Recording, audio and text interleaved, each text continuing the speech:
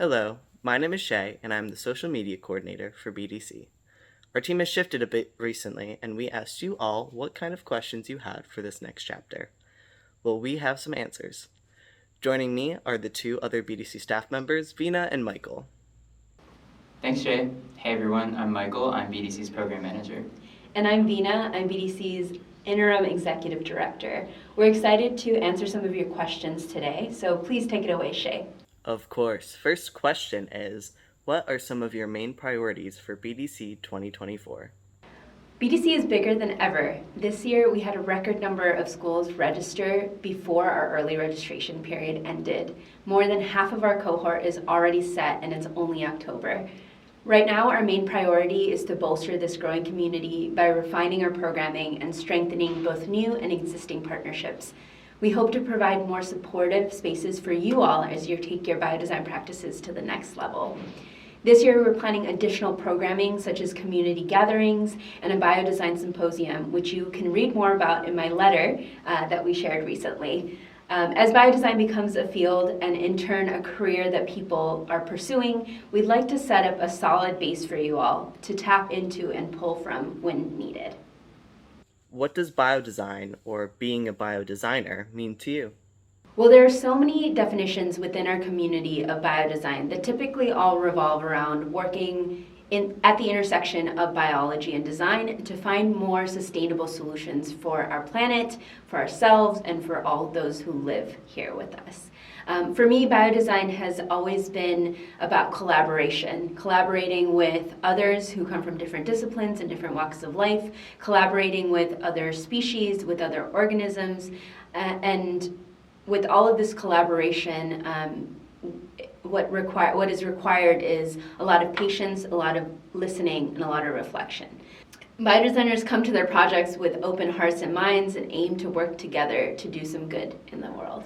Coming from an engineering background, my introduction to biodesign was designing applications for health tech. But through BDC, I've realized that the scope of biodesign is really wide, and it can encompass anything from bioart to speculative futures. So I think to me, being a biodesigner is more of a mode of thinking.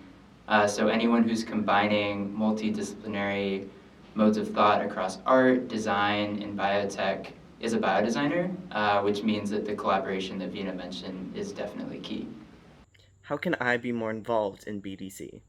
So we have several different ways of getting involved, no matter where you're at in your biodesign journey. If you're a student, we definitely recommend that you start a team and participate in the challenge.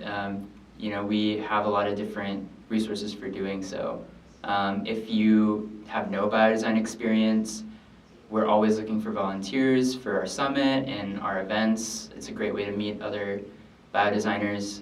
And lastly, if you are already a biodesign professional, we would love to have you serve as a mentor to one of our classrooms or a judge during our summit.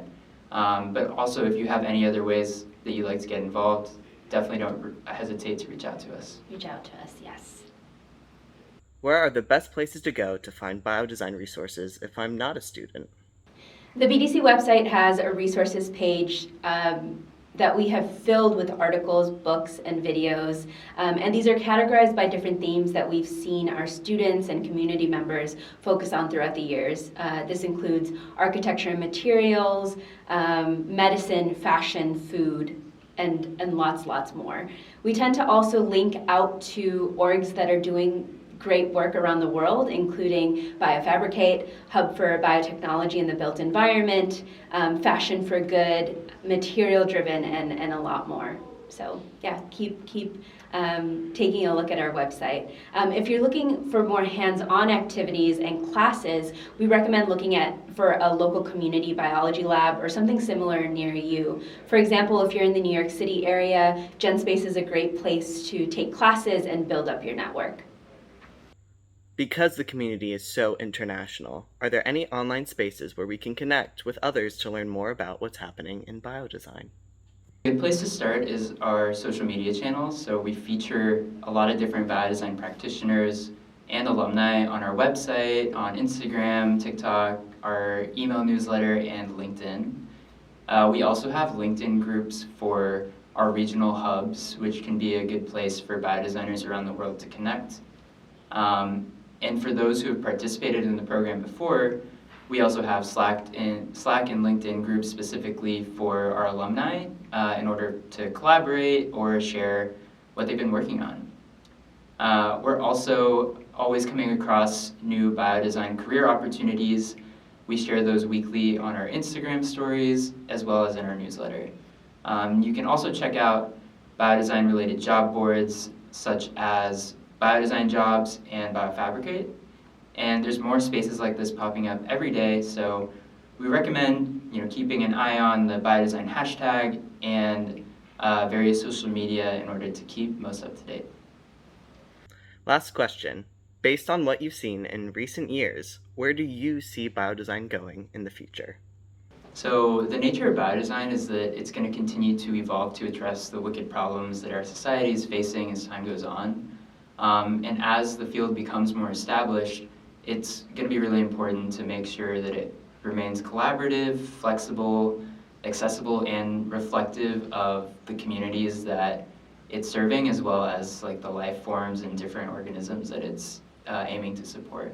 Mm-hmm. And as biodesign increasingly shapes all these different aspects of our lives, I really encourage biodesigners to consider indigenous and decolonial practices that emphasize our relationship to the natural environment and each other as one of cooperation rather than domination.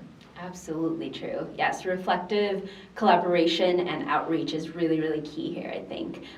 Over the last year, related to this, over the last 8 years, we've watched as all of you within our community have established certificate and degree programs within biodesign, as you've developed workbooks on teaching biodesign in high schools, as you've published academic journals on biodesign, on both practice and pedagogy.